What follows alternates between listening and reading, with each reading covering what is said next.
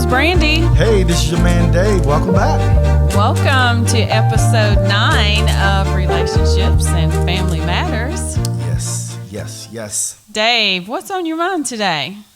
Hey, Brandy, I just got a quick question. We received an email, and this young lady was talking about soulmate. She mentioned several times about a soulmate.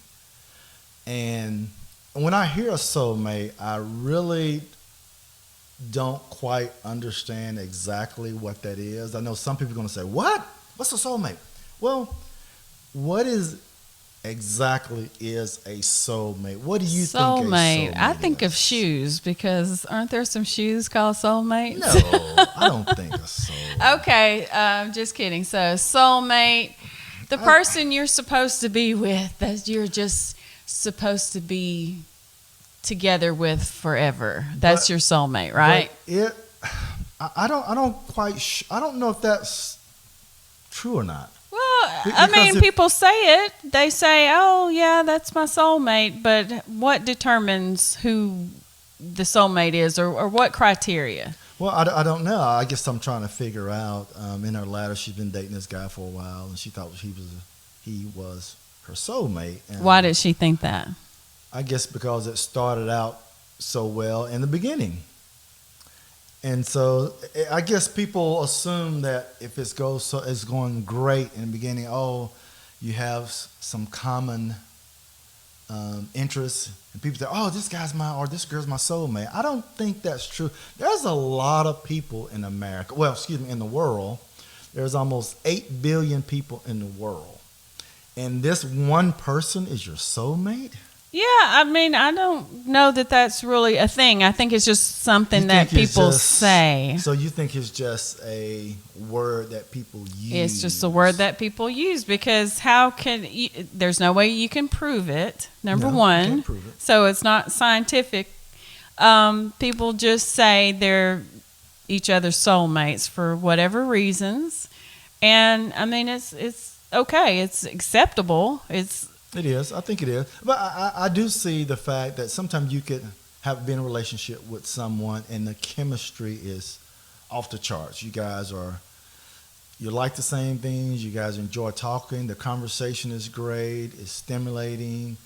But yeah, I could see that. But when you say soulmate, that really takes it to in my eyes, it takes it to a whole nother level. Well, so in her in her letter, what was the question she was posing to you? No, it wasn't. She was just talking about the guy that he was. Yes, this guy. This guy was her soulmate. She just said that several times. And they're just like, I don't know if that's the case. He may be a great guy. They may have a date for a long time, maybe get married, but I don't know if that's. Well, if she feels like he's her soulmate and he feels like she's his soulmate, then okay, cool, y'all are soulmates. But if they break up in the next 2 years, can they find another soulmate?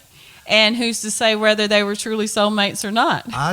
In my eyes, in my way of thinking, I think you can have several soulmates. Because I know, have you heard? Oh, wait. You say you can have several soulmates? I think you can. At one time? No, I didn't say it once. See, Brandy is going a little further. Okay, I just want to know these things. I think someone can have several soulmates. Okay, so you can break up with one soulmate and get another soulmate? Yeah, okay. Let me say this. Okay. Can you think you can love two people at the same time? Yeah, I love my kids. No, I have two. In love. Can you be in love with two different people? See, I don't think so. I think it's possible. I think men think that they can be, but I don't think so. I think you can be in love with two people at the same time. Maybe you can. What's to prevent you from being in love with two people at the same time? Is it right? You didn't ask me that, but can you be in love with two people at the same time? I guess so. Yeah, I think you can. I think you can be in love with two people at the same time. A lot of times they. Are you? No, I'm not. Oh, okay. Thank you for clearing that up. I think that you could really be head over heels with two different people. They may bring a lot to the table. One may have a little bit, bring a little bit more or bring a little bit less, but I think you can actually be in love with two different people. Okay, and is that you think that's a guy speaking, or yes, so definitely. women? Okay, wait just a minute. Now wait a minute. Don't you watch The Bachelorette? No, I stopped watching that, but I have watched it previously. Now she sometimes. Even the Bachelor, but the Bachelorette sometimes. I love both of these guys. So, they say that. Okay, so I think it's possible that you can. I would love to hear from our listeners what they think about this. I don't know if that's love or lust, because the Bachelorette, I mean, they haven't known each other long, and they see this handsome, ripped man, and I'm in love with both. Yeah, I'm in love with both of y'all.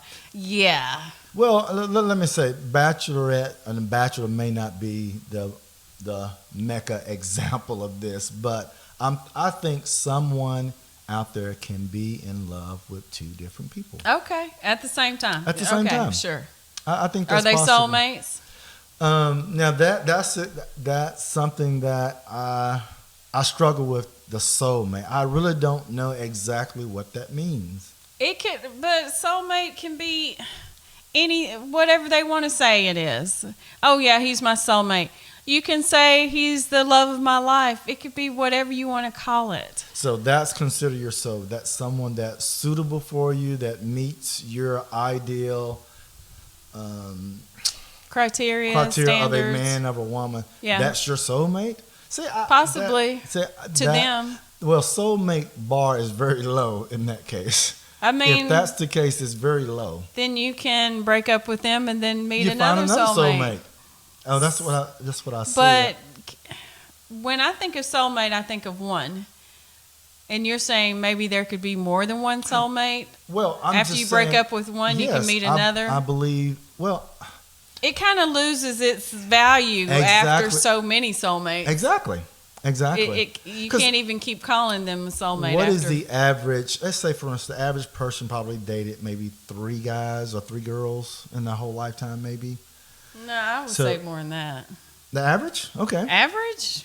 At least 5, I would think. 5? I thought that in the whole lifetime, we're saying? In their whole lifetime. From 13, 14 years old. Well, we're not talking about the puppy love. We're talking about serious dating. Okay, serious dating. Serious dating. I think maybe at least 3, I would think. Yeah, at least. Yeah, I would say 3. And on average, I would say more like 5. More than 3, definitely. Well, you can think about your personal life. All our listeners can go, like, okay, my serious dates. How many have I really had? Those are really... I'm not talking about myself, though, because the number would be far lower. I'm just saying in That's general. What I'm saying. Because people... And I say this because I think people are waiting later to get married.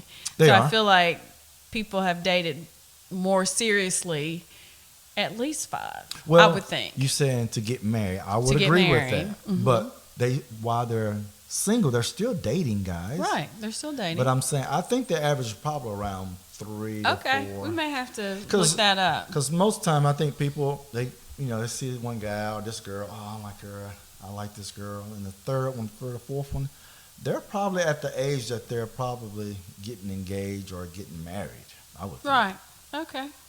5 is a lot, I think, but maybe I'm wrong. But so going back, out of let's say if it's 5, so you've been in love with 5 different people.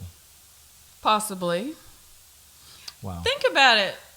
What do you think the average age is that people are getting married now? Because my grandmother married at the age of 15. Yeah, that was back in the day. It was, but this was my grandmother, not my great-great-great-grandmother. This was my grandmother. My mother married at the age of 18. Okay? Yeah.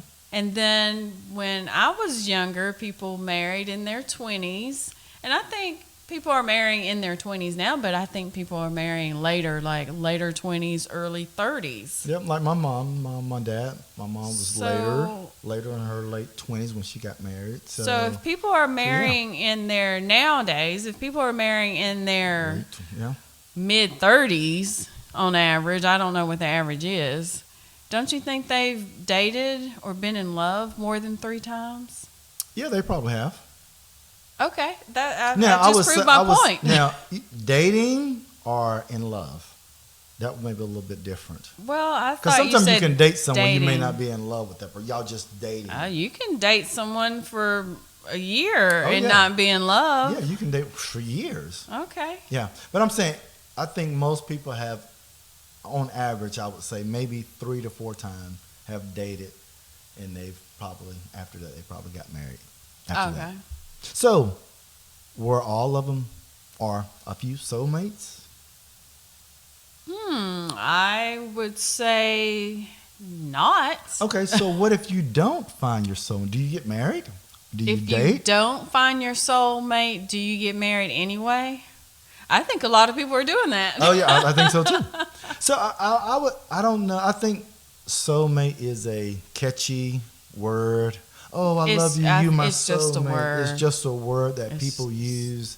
Or 2 words. Because I mean, really, when you say soulmate, I really put that on a real high pedestal when you say soulmate. You probably shouldn't. No, exactly. Because I think people throw that word out quite frequently. Thrown around. It's just thrown around as a word. So when I read that loud, I just felt like, I'm not sure about the soulmate. Take it with a grain of salt when you hear soulmate, because I think someone can say they have married their soulmate or they've been with their soulmate when they've been with them a long time. Look at Jimmy Carter and his wife. Okay. They've been married for like 70 years. Yeah. Are they soulmates? Yes, probably. Yeah, I would think so. I mean, I don't know if they refer to each other as soulmates, but if they said, yes, we're soulmates, I would believe them. And I think soulmate can develop over time. It's not like you say, okay, you met this guy for a month, or a girl. Oh man, she's my soulmate. I'm like, what? You only known her a whole month or 2 months. Well, yeah. Well, I was going to say, I think it develops over time. Just say, yeah. Well, over time we have. I mean, she almost can finish my sentence before I even say it. I mean, she knows my thoughts.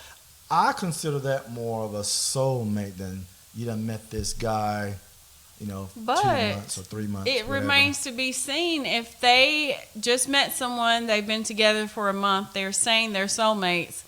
Okay, you may be like, I'm not so sure. But what if Jimmy Carter said that a week after meeting his wife? And people were like, well, you just met her, I don't know. But 70 years later, hey, you did meet your soulmate 70 years ago and marry her. So it just, time will tell. I think it's based on time, but I just think we use that word a little bit too loosely. Yes. I agree. Yeah, like friends. People say, oh, that's my friend. Like, oh, yeah. Yeah, people use friend a lot. It's just like, oh. Because you see people out, I'll use the example because you just met someone. And Brandon, let me say, some people they say, well, they're my Facebook friends.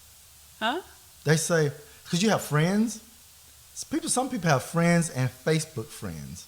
What does that mean, Facebook friends? Because they would say, well, they're my friends on Facebook. And that's it? That's it. Okay, well, I have friends that are just on, if you want to call it that, Facebook It's just a friends. Facebook friend. They've never been to your house. They don't call. You probably don't even have their phone number in your cell phone. Yeah. But they're Facebook friend.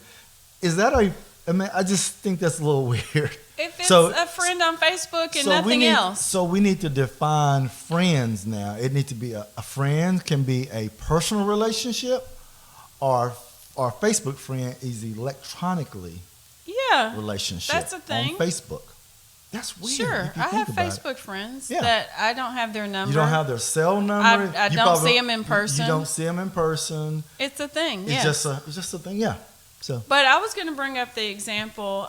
We were traveling last week, and we were in Miami. South Beach. You guys need to go. And you ran into a fraternity brother. I did.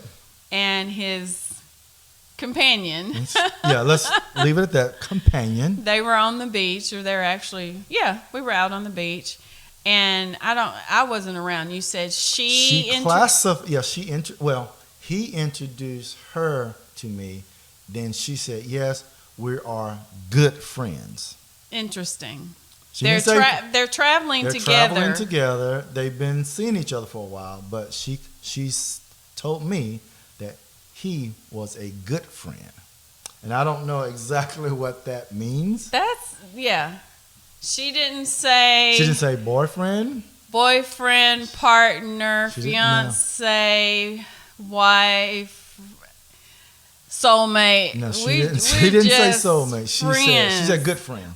Good friends. Yeah. That's interesting to me. Yeah. So I think relationships are being classified as a lot of different things. It just depends on the person and how they define it. And we got listeners that are maybe a little bit older. I know, traditionally people are like, oh, you don't,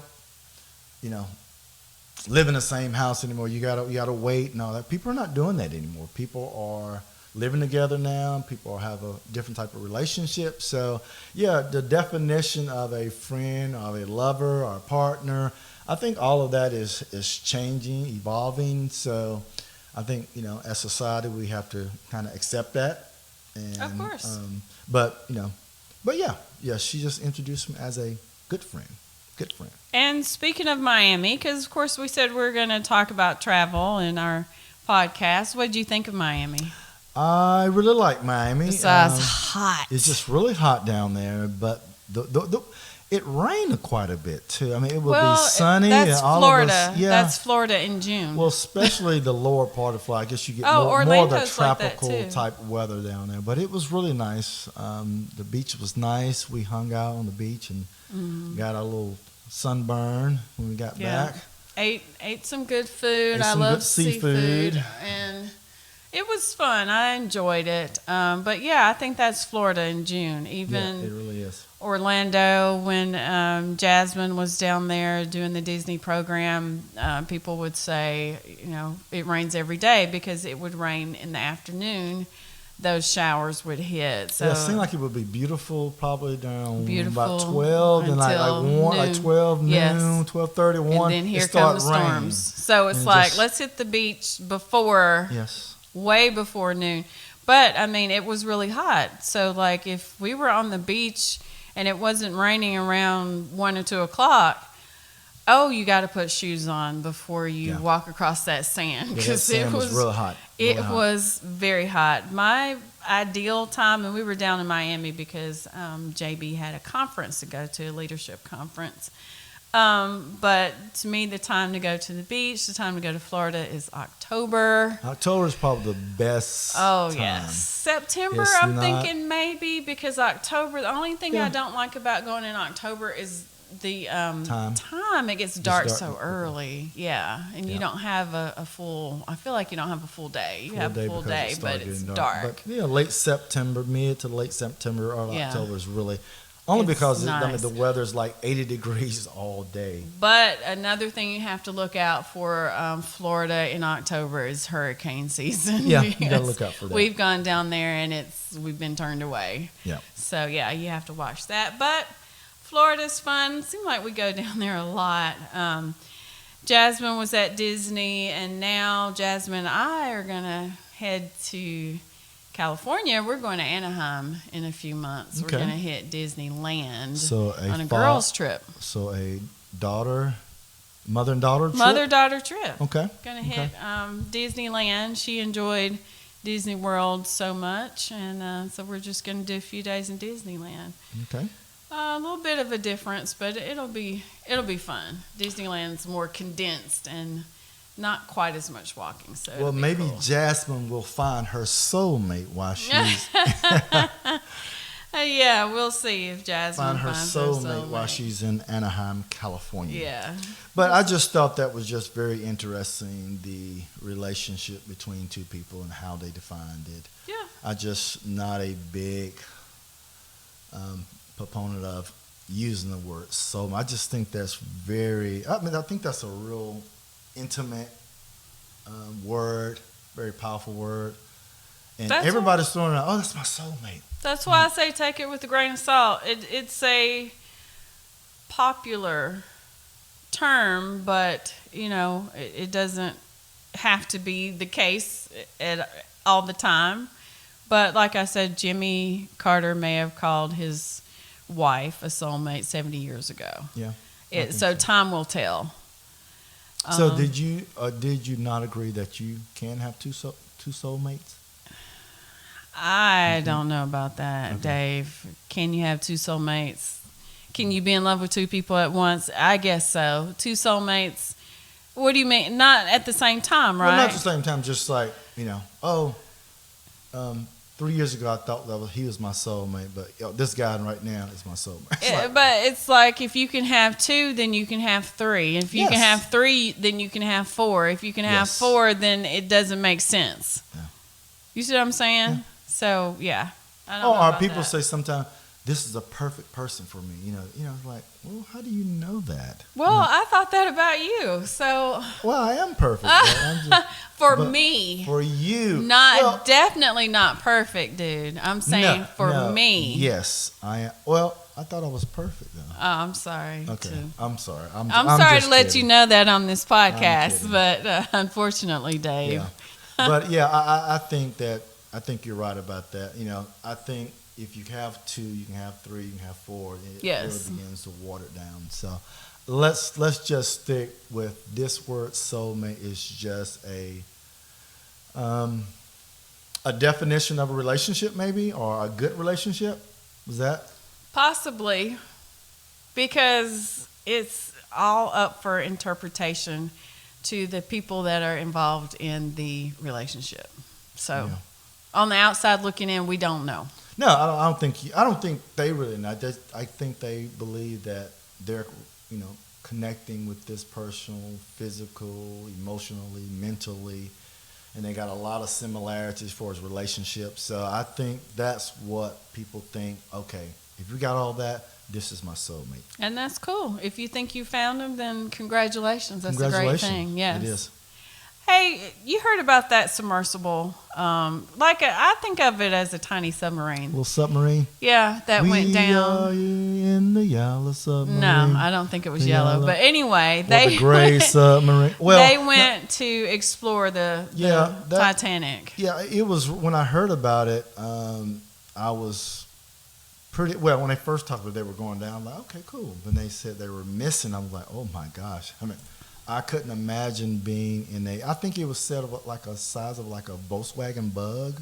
It was a very small. I think I heard that. A Bug though? Five grown people? Maybe a van. A van. Volkswagen van. Yeah, I think it was a van. That. And there were no seats. No seats. I saw it like a drawing. Yeah, there were no seats. Actually, you can actually sit because they didn't really supposed to be down there that long. Right. They were just going down there for a couple, maybe, I can't remember how many hours it was, but you listeners maybe can correct us, but there were no seats, and there was a sort of a bathroom. A bathroom with a curtain. Basically a toilet item that you can go in and just urinate in, whatever you got to do.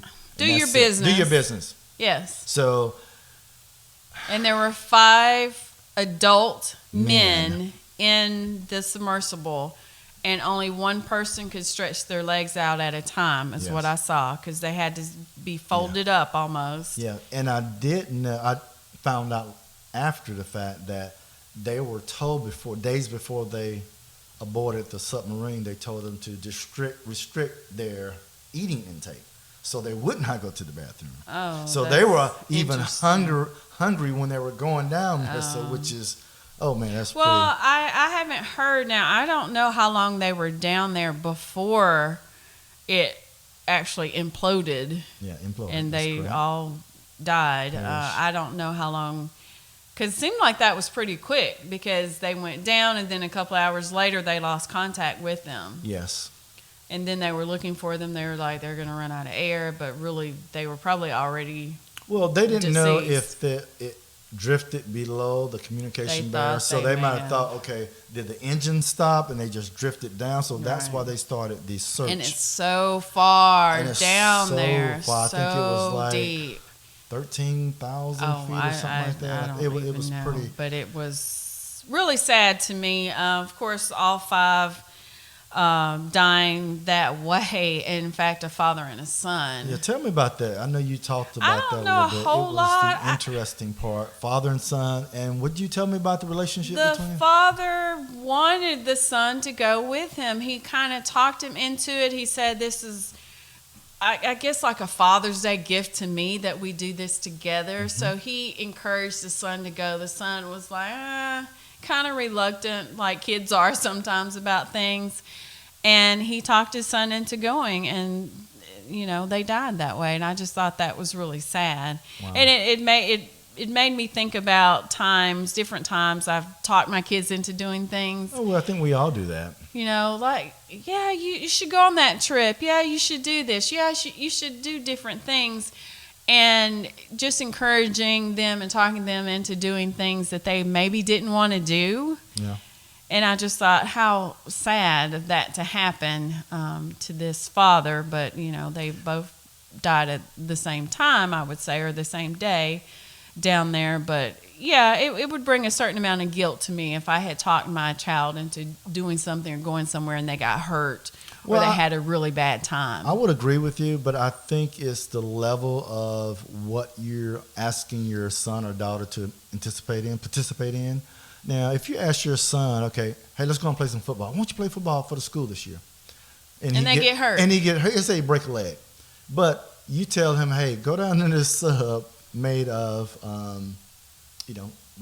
even they question the material that he used because I think I can't remember exactly what it was, but it was not that it wasn't a material that the Navy or the Coast Guard, all these people would use for a submarine. So I believe that father thought it was safe. Yeah, I'm pretty sure. Or he wouldn't have gone himself. Yeah, I'm pretty sure he thought it was safe, and he meant well. In fact, he spent $250,000. $500 for both. A piece. So he really thought it was going to be a great experience, something he would never forget. So it was really sad to me. But yeah, it was, and I just really hate that they, I think they used some type of fiberglass all in there. So, but yeah, it was really. I think all extreme sports. Could you imagine the money that they spent just trying to find these two guys? But I think extreme sports, especially when you go hiking in some of these places, remote places, and it take forever. Let's say you lost, you got hundreds of people going out there and searching. And I know a lot of people question, should people do that? And I think as human beings, I think we're naturally curious. Yeah. I think we want to explore, we want to do things like that. I don't think we should shut the human curiosity down and say, okay, now you can't do any more extreme sports or adventures. I don't think that's where we need to be. I'm glad that nobody got hurt looking for this submersible. I'm glad no one was injured or killed looking for it. But I know it was a lot, and they really wanted to find these guys down there. Yeah, fiberglass and carbon fiber, all that stuff. It's not as strong as what they should have built a submarine in. All right. Well, Dave, it's been a good time here at this episode 9. I've enjoyed it. We want to tell our listeners how to contact us. 615-930-1251. You can call us or email us at brandyanddavidpodcast@gmail.com. That's Brandy, Brandy, and davidpodcast@gmail.com. All right, Dave, I'll holler at you next time. Okay, guys. Peace out. Bye-bye.